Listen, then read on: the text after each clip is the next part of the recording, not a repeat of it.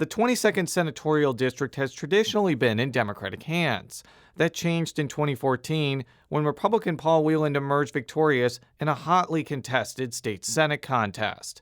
Now Robert Butler is hoping to bring the 22nd District back to the Democratic column. He joins us on the latest edition of Politically Speaking to break down his campaign and why whether he wins or loses matters to statewide candidates such as U.S. Senator Claire McCaskill. Let's hit the music. This is the Politically Speaking podcast, a candid conversation with the Show Me State's biggest political newsmakers. I'm Jason Rosenbaum. And I'm Joe Manis. Elections should be about your accomplishments. What have you done to qualify you for the position, and why are you qualified to run? I'm going to push back on these regulators. I'm doing this for the people. I was encouraged along the way, not just by my family, but by a lot of teachers and professors, and knew when I was in college that I would run for office someday. We're very excited about the prospect of having some more free market solutions. Even though after the conversation, I still might not agree. We want our listeners to get a real sense of what drives these people. They're actually people with a story to tell. Thank you for listening to this podcast, brought to you by Lufuse Alfa Romeo, offering test drives of the Alfa Romeo Giulia, the 2018 Motor Trend Car of the Year at Lufuse Alfa Romeo in Fairview Heights. And welcome to Politically Speaking. I'm your host, Jason Rosenbaum, a reporter with St. Louis Public Radio. Filling in for Joe Manis today is Abigail Censky. And our special guest coming all the way from beautiful Jefferson County, Bob Butler, running in the 22nd Senatorial District race, the contest that I like to affectionately call the Battle for Jeffco, Part 2. We had Senator Wieland record a show a couple days ago. We're going to be releasing these shows basically one day after each other. So this is a situation where neither candidate heard what each other had to say. They're operating in total ignorance of each other, which is just the way we like it here on Politically Speaking. So you're not a first-time candidate, but you're running in probably the most competitive state Senate district in the St. Louis area, kind of by default, and possibly the entire state. So we want to give you the opportunity to tell us a little bit about yourself, why you're interested in politics, and what got you to run in this race. All right. Well, Bob Butler is my name, as I said. I'm married. I've been married to my wife for 28 years. I have 4 children. I've always been pretty involved with my community. We moved to Jefferson County. My wife and I chose to move to Jefferson County 22 years ago because we love the area. She had family in the area. We liked the area. We moved down there. I've always been involved with my church and also involved politically with the Democratic Party over the years. Ran two terms in a row for state representative down there. I'm concerned with the direction of the state. I'm concerned with what's going on in Jefferson County. I feel that Jefferson County is being left behind in some areas. I feel we don't have the right representation down in Jefferson County. I like to tell the story that the reason I decided to run this time was really when my wife kind of stepped in and said, you need to do this. This is an important race. You have a lot to offer down here, and, I'm behind you, and we need to get you involved.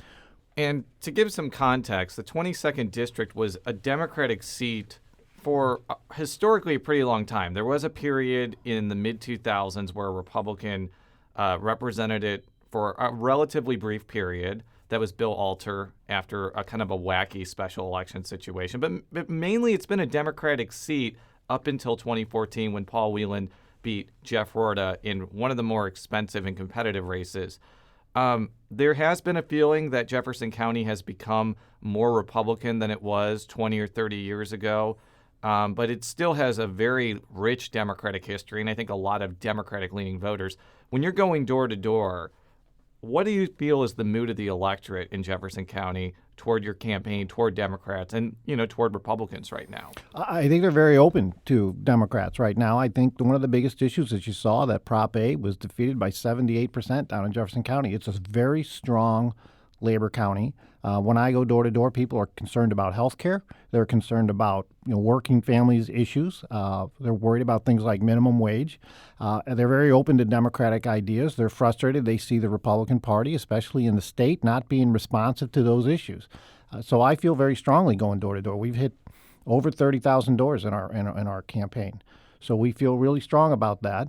And the response has been great, and there's a frustration level with the Republicans. You talk about Jefferson County, and historically it has been Democrat. This is the seat of Jay Nixon, Bill McKenna, who are two of the more well-known Democrats down in that area, and this is a seat that I really think is going to return back to the Democratic Party. I think that Mike Revis race, that state representative race we saw down in Jefferson County, that's sort of a return to the norm of the numbers that we used to see in Jefferson County. And I think it's a real indicator of the feeling of Jefferson County. It's better than any poll we've got. I'm interested that you brought up Representative Mike Revis. I know labor rights played maybe an outside role in his flipping of the 97th district from red to blue in the February special election. Do you think now that Missouri has voted no on Prop A that labor will still be an important issue in your district in this election this November? Absolutely. Mike's opponent has come out in favor of right to work, and I think labor, and in my race, Paul Whelan has been less than great on labor. He's voted against labor issues 5 times since 2016, and labor recognizes that the job is not done. This is the legislature that brought them right to work, and Mike did flip it. That was an indication, in my opinion, of frustration with labor. And I think that Mike will win again because his opponent has come out in favor of right to work and said that she would support right to work if she brought it back. So yes, I think it'll be a big factor in this election. I do want you to touch on your differences on labor issues that with your Republican opponent, Paul Whelan. He may point to the fact that he voted against right to work multiple times and other anti-labor things. How would you respond to that, and how do you feel like you would be a better representative for many people in organized labor in the Missouri Senate than him? Sure. Paul has voted against what I refer to as some of the sexier issues in labor. He's voted against right to work. But he voted for paycheck protection, which is essentially a public employee's form of right to work. He voted against minimum wage. He's voted to cut higher standards in terms of expert witnesses in cases involving injured workers. He's voted a number of issues that have been really contrary to working families. In my opinion, he's also gone along with budgets that have essentially stripped away the prevailing wage laws, the ability to enforce those laws. These are big differences that we have in terms of these are issues that affect working families. And I think labor recognizes that, labor sees him as having voted against them 5 times in the last 2 years. So I'm not going to vote against labor 5 times in a period of 2 years. I can assure you of that, because that is a fundamental issue of why I'm running. And to take it a step further, one of the benefits of being in the Missouri Senate is you can use the force of your own voice sometimes, and sometimes like putting your body on the line to filibuster for hours and hours and hours at a time. We just had an election in St. Louis City where Carla May is replacing Jake Hummel, and I could see her, because she's a member of organized labor, and so is Jake Hummel as well, really holding the floor for hours and indefinitely if another anti-labor thing comes up. What would be your posture toward this? Would you try to kill these types of things with a filibuster, or would you try to negotiate with Republicans to try to make it go away? Like, what's going to be your mentality when that happens? My mentality is going to be to stand on the floor for as many hours as I can stand. To stop these types of issues. That's why my race is so important. If we get 12 Democrats in the House, we don't have to flip any Republicans to be able to at least filibuster, at least have a seat at the table. And for us to be able to do that as Democrats, this is a seat that's critical for that. We have 10 Democratic state senators right now. There's really only a few competitive seats in the entire state, and this is one of them. And if the Democrats are going to have a voice at the table, particularly for labor, this is going to be one of the seats that we have to win. And I am committed, and I'm committed to the people that I've talked to, that I will stand for as many hours as I can on the floor to object to and to try to prevent things like right to work from coming back. And where do you stand on increasing the minimum wage in Jefferson County or Missouri? Minimum wage is something that really affects people in Jefferson County. We are a working class community, and an increase in the minimum wage would really help the people in our community to be able to make a living wage. And I really strongly advocate that, we are actually, by not paying people living wages, pulling money out of our community by allowing companies to come in and pay a less than living wage, and then our community is having to dedicate dollars to help support the people in our community that aren't making a living wage. So by paying them a living wage, we're able to redirect those funds towards other areas in our community. And so I'm very much in favor of living minimum wage, and I think it's something the people in Jefferson County feel very strongly about. The campaign committee that is trying to raise the minimum wage has taken millions of dollars from 501c4 groups from Washington, D.C. that have refused to say who's funding them, including the 1630 Fund, which is funding a lot of Democratic issues and causes. I understand that Democrats support raising the minimum wage, and they're not necessarily going to say, well, I'm not going to support this policy outcome because the funding source is murky. Mm-hmm. But given the fact that Democrats have made, quote unquote, dark money a really big issue, is there any concern about the fact that the funding source for that particular initiative isn't that well known right now?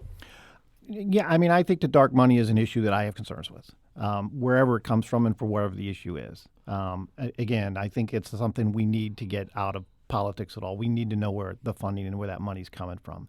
But again, as you stated, this is an issue that I think I am supportive of the issue. I want to see it pass. I think it directly affects many people in Jefferson County, and it's something that we need to pass. What's your take on the gas tax hike, which I think could also affect Jefferson County quite a bit because it could bring more transportation funding for a fast-growing area like Jefferson County? Okay.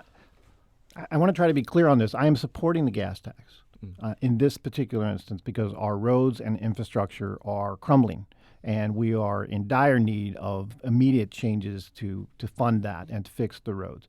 But I'd also like to say, as a general policy, I think gas taxes are a bad idea.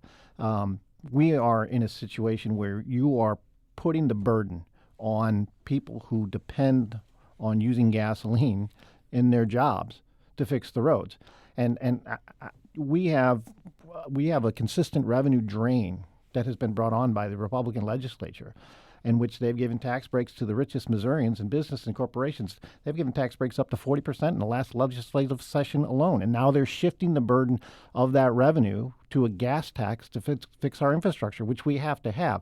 That's just the wrong direction. It's not sustainable. And so as a general policy, I'm against these sort of gas taxes. And I'm wondering about infrastructure in particular. I know 75% of the workforce that lives in Jefferson County actually commutes out of Jefferson County to work. What, in your mind, would you do if elected to address that? And would that involve infrastructure plans, economic growth in Jefferson County? Yeah, we need to promote economic growth. There's a couple things that impact that. One, we have to promote business development in Jefferson County. Infrastructure is a big part of that. Another part of that is just that I consider sort of part of infrastructure is broadband. Where I live, I have very poor broadband connection. I have none. And that's an issue that affects parts of Jefferson County.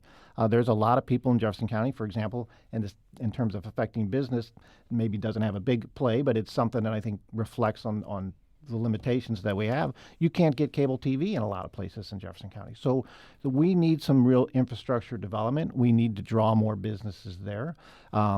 When you want to talk about healthcare, Jefferson County is a prime area where we could benefit from healthcare expansion. We don't have it down there.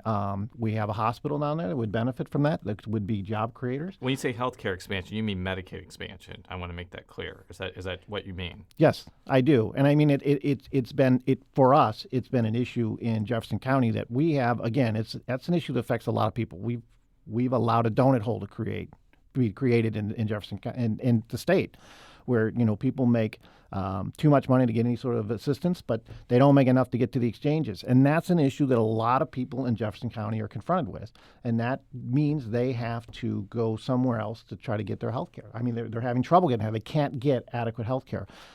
That's an income generator. I think it's one of the most outrageous things that our legislature has done. We've turned away $1 billion taxes that we paid in that have gone to other states, because we refuse to get involved with this, Medicaid expansion. We should have done this years ago. It's been a huge waste of money that we haven't done it. It's bad for business. It's bad for Jefferson County. It's bad for the residents of Jefferson County. And in your opinion, is healthcare something that will drive Jefferson County into the polls this November? Is that big of an issue for them?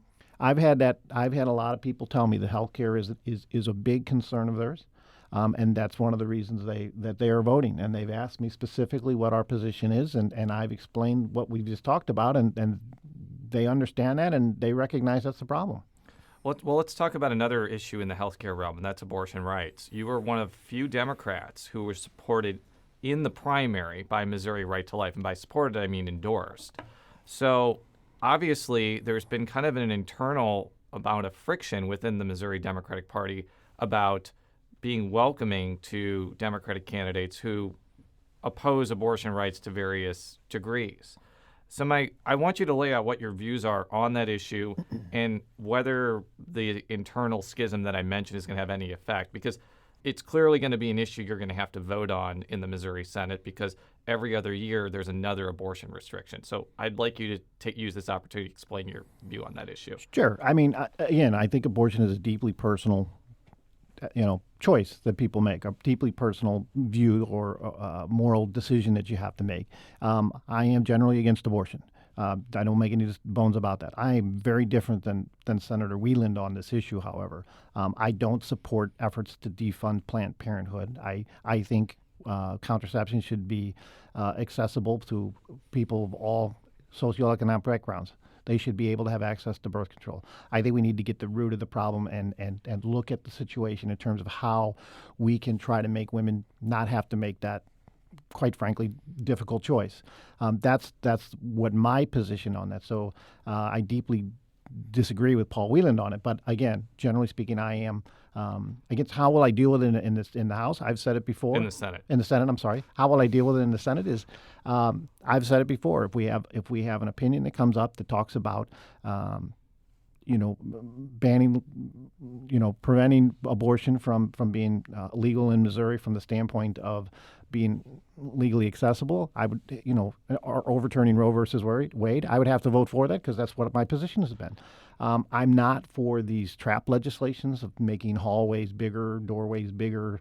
I think that doesn't promote the health of women. We're talking about promoting women's health. Women's health is an important issue to us. So I think if you're going to confront that issue in the legislature, you have to confront it and be honest and open and confront it straight on, as opposed to trying to do this trap legislation. When you go to the doors, is this an issue that Jefferson County voters talk to you about a lot? Because there is kind of this feeling when you talk about, say, St. Charles and Jefferson County in broad terms, that the voters may be pro-union, they may be inclined to vote for Democratic candidates, but they often vote for candidates of both parties that oppose abortion rights and oppose gun control. Are you actually hearing that from actual people when you talk with them? I would say that probably the two issues that I hear about the most are abortion and gun rights. Less so gun rights actually this time, but I still get abortion a lot. I get that question a lot. It is a very important issue in Jefferson County. I wanted to make clear on that we're not just talking about this in a vacuum. Another ballot initiative that's going to be on, it's actually three, is medical marijuana. Without having you detail your positions on all three initiatives, because they're different and some of them are a little bit wackier than others, what's your general feeling about legalizing marijuana for medicinal use? I think it should be legalized for medicinal use. I think there's a lot of statistics and studies that show that it has a lot of benefits, and I absolutely support it. And I think the people of Jefferson County support it as well. Breaking away from the ballot issues for a second, I know that you mentioned education is also on the minds of many Jefferson Countyans. What are they talking about when they're talking to you about education? Well, they recognize that the funding for education has been repeatedly reduced. I mean, in the last legislature, they changed the school foundation formula to finally, they essentially changed the goalpost. They moved the goalpost to make it look like they were fully funding the foundation formula, which they hadn't funded for years. But then they turned around and they reduced the transportation bill. The cost of busing in Jefferson County is particularly problematic because we have a lot of rural area roads, and when you reduce the transportation cost, you're taking money directly out of the classroom. People in Jefferson County recognize that. People in Jefferson County also recognize that Senator Wieland has consistently voted against school funding. He voted to reduce the transportation cost, and they're upset about that. I get that a lot. People recognize that education and our school funding has negatively impacted Jefferson County. And, public schools are the second biggest job creator in our district. It also, I would like to say, the public schools represent who we are as a county. It represents our community values. We should be proud of our public schools, and we should be supporting them. What about higher education? Because there is a community college in Jefferson County. I think it's in the 22nd district. And when there was a budgetary downturn in 2017, the item that got hit probably the hardest was colleges and universities. I think they actually faced an actual percentage cut that varied in severity depending on the institution. What would you do on that particular issue, especially if there is a budgetary downturn and there really aren't a lot of areas to cut besides higher education, K through 12, corrections, other things like that? Again, I think if we're going to build infrastructure and make Missouri competitive, education at K through 12 as well as junior colleges and also our university systems. These are representatives of our state, and we have to make our kids going through school. We need to have them be ready to enter the workforce, and I think it's an investment in our future, and I think it's got to be one of our absolute priorities. So I'm going to be very resistant to reducing funding for education at either K through 12 or at higher levels. And I wanted to pivot a little bit. I know Jefferson County is an important county for statewide races as well. When you're talking to voters on their doorsteps, are they talking about our state Senate race here or our Senate race here? Occasionally I get it talking. I mean, are they talking about the state Senate? I'm sorry. U.S. Senate. Senate. U.S. Senate. Okay. Between McCaskill and Josh Hawley. So yeah, I do get occasional questions. I mean, Claire and I are part of a coordinated campaign in Jefferson County, and we do hit doors at the same time and work together. But we deal with different issues. So people, quite a few times when I'm talking to voters on the door, they bring up Claire McCaskill. But I will say Claire deals with issues at a federal level. I deal with local issues. So when I'm talking to voters, I don't really talk to them about Claire. If they mention it, I say that's fine. But Claire's talking about Washington, D.C. I'm talking about Jefferson County. And so I kind of pivot to those discussions about what we do locally. I don't really get that Claire question that often. Once in a while, maybe 1 in 20. Well, I think the reason why at least very involved political people like myself and Abigail bring that question up is if you look at statewide races over the past few cycles, the winners of those statewide races have almost always won Jefferson County. So like in 2012, when people like Jason Kander, Jay Nixon, Claire McCaskill, Clint Zweifel won, I think all of them won Jefferson County. Conversely, in 2016, let's look at that Kander-Blunt race. Kander did much better than most Democrats on the ballot, but he lost Jefferson County. He lost places like Lincoln County as well, which often go Democratic. And I mean, even if you ask Claire McCaskill, I don't think she sees a road to victory without at least tying or winning places like Jefferson County. So how important do you think it is for down ballot candidates like yourself and the Democrats who are running in state representative races to do as well as possible to help people like Claire McCaskill? I understand you guys are running different races, but I think that it doesn't seem to hurt if you have a strong Democratic undercard in this county as well. So I'd be interested to hear your take on that. No, and I think you're right. I mean, I absolutely think that Claire McCaskill voters are going to help me. I think I'm going to help bring out Claire McCaskill voters. I think it was an overall plan as a Democratic, being a Democrat and being part of the Democratic Central Committee, we want to fill those seats. We want to fill them because we do see the importance of that. That was a factor in making sure we had a Democratic senatorial candidate.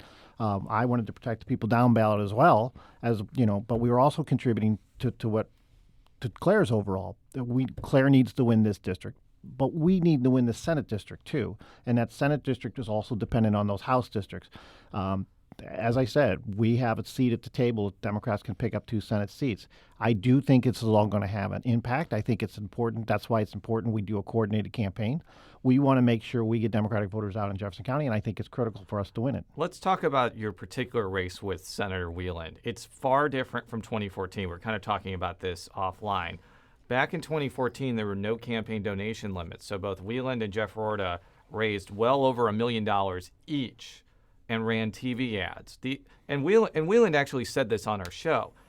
They were the 22nd district race in 2014 was actually one of the premier races in the entire state because the state auditor's race was a complete dud. There was no Democratic candidate.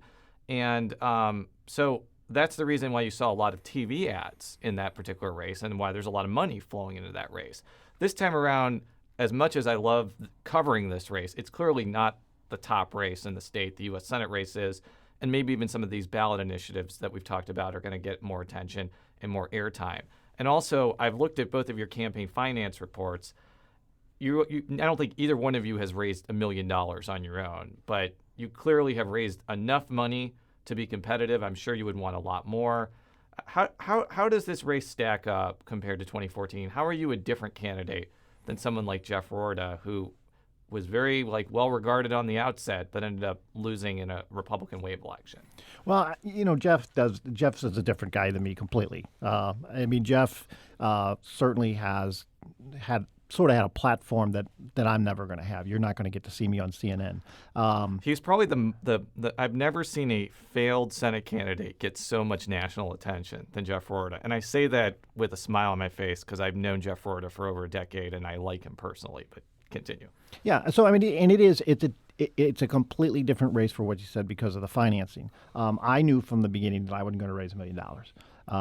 So we completely directed our campaign in a different direction than Jeff did. To be honest, if you talk to Jeff, one of the things he'd probably tell you is, I wish I hadn't spent as much money on TV as I did. We didn't really make that as a big, we had planned from the beginning to do a robust ground campaign and do a direct contact with voters. That's why we feel very strongly about our race, because that's what we've done. It's also different. You're right. The campaign finance has changed a lot. I think you're going to see things that we as candidates don't even know what's going to happen. There's going to be a lot of independent expenditures in this race. I was just going to say, and we talked about this with Senator Whelan, I think one of the unfortunate byproducts of Amendment 2 is it basically incentivized large donations to flow to these PACs and maybe 501c4s that can raise and spend as much money as they want. And it's really actually quite easy for candidates to tell a big donor, hey, don't donate to me, donate to this PAC.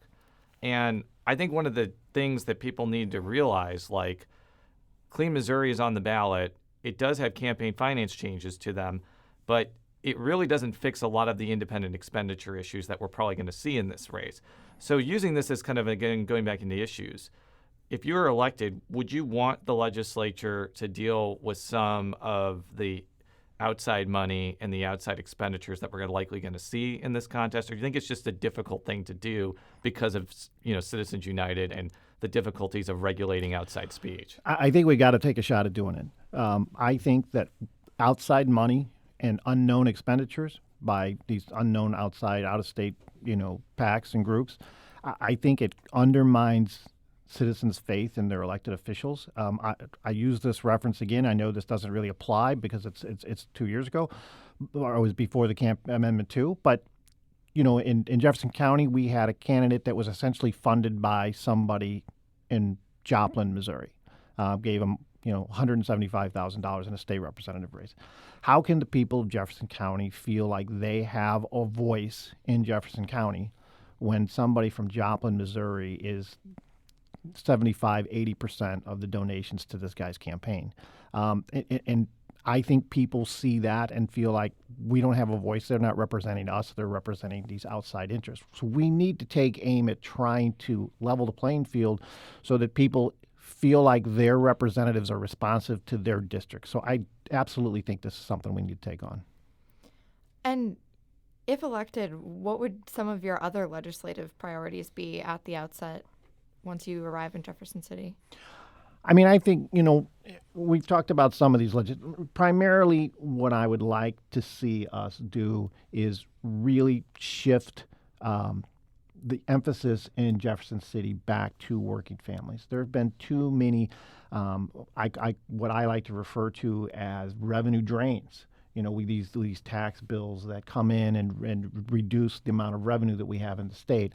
I want to see us do things that we're making, like minimum wage. Now, that's a ballot initiative, but issues along those lines. I want to emphasize education. We need to get money back into our classrooms because that, again, I see that not only as an investment in our future, it is an investment in our community. It affects our property values. And again, I have watched the 2/3 majority Republican supermajority over the last year. It's just run over working people and the rights in terms of taking rights away from them. Reducing workers' compensation benefits, reducing whistleblower statutes or penalties, things along those lines where a lot of people don't recognize that they're even getting taken away. I want to see us put an emphasis on protecting working families. My goal in Jefferson City is to do two things. One, it is to represent working families and just try to make things a little easier for people who are working paycheck to paycheck. We can't solve all their problems, but if we could just make it a little easier, that would be a big benefit. Two, I'm going to be in the minority in Jefferson City. How much legislative efforts I'm going to have and success I'm going to have may be a little limited. But so I look at it from this perspective. I have to be a spokesman for Jefferson County, and I have to be a leader in Jefferson County. We've had local issues in Jefferson County which I feel like we have no leadership. We talk about the Hillsborough mine. Where were our state representatives down there in talking to the people around Lake Tishomingo? That was a big issue to those people, and they don't feel like they were represented. Our representatives should be down in those areas. They should be talking to those people, even if they can't necessarily pass legislation or have an impact on what the county council votes on. They're leaders in that community, and they should be talking to the business owners and the people that are looking to sell that property and the people who are looking in that area, and they should be active members of that discussion. And that's what I think that I want to see my role as a state senator be. How much do you think you could work with someone like Governor Mike Parson, who's a few months ago, we were in the Eric Greitens era, obviously a big scandal. Obviously, he's gone. But even before that scandal, the current incumbent had a difficult time working with him. And I think that there's like a feeling, even among Democrats, that Parson is more open-minded to sizable issues than his predecessor. You're an outside observer here. But how do you think you would be able to work with someone like Parson, given that he would have a big influence on passing or vetoing legislation? I think, again, comparative to our previous governor, he's going to be better. But I think that from my perspective as a Democrat, it's important for us, as we talked about before, to get at least 12 Democratic state senators so we have that voice at the table. We can go and talk to the governor, and I think he's going to be somebody who we can talk to, but we've got to be able to have a seat at the table before we can do so. If we go up there with supermajorities in the House and Senate, I think he's going to be difficult to deal with because he doesn't have to listen to Democrats. That's why I think this seat is so important because we have to be able to have a seat at the table. That was going to be my last question. If you were to win this seat and bring it back into the Democratic fold, what message do you think it would send, not only statewide, but for Jefferson County and its residents? Well, one of the messages for Jefferson County is I think it tells the state that Jefferson County is still a purple area. It's not red. Some people I think it's a myth. Some people think we're a red district. I think it sends that message that we're still here. And I think that we become much more important in the state because I think people recognize we are now the county that gives some balance back in Jefferson City. And so I think we become much more of an insider from that standpoint. In other words, we have a bigger seat at the table because people recognize that we need Jefferson County. Democrats need Jefferson County if we're going to be able to keep balance in the state. We want to thank you so much for coming in and talking about your campaign. If people want to find out more about your campaign or follow you on social media, how would they do that? We have a webpage, butlerforsenate.com. You can go there. That's all good. And how would people follow you on Twitter, Abigail? At Abigail Censky. Censky is Censky. And you can follow me on Twitter at @Rosenbaum. Until next time, so long. 1, 2. Check me out right here, yo. Yo, the sun don't shine forever, but as long as it's here, then we might as well shine together. Better now than never, business before pleasure. P. Diddy and the fam, who you know do it better. Yeah, right, no matter what, we airtight. So when you hear something... Sponsored by Lou Fuse Alfa Romeo of Metro East.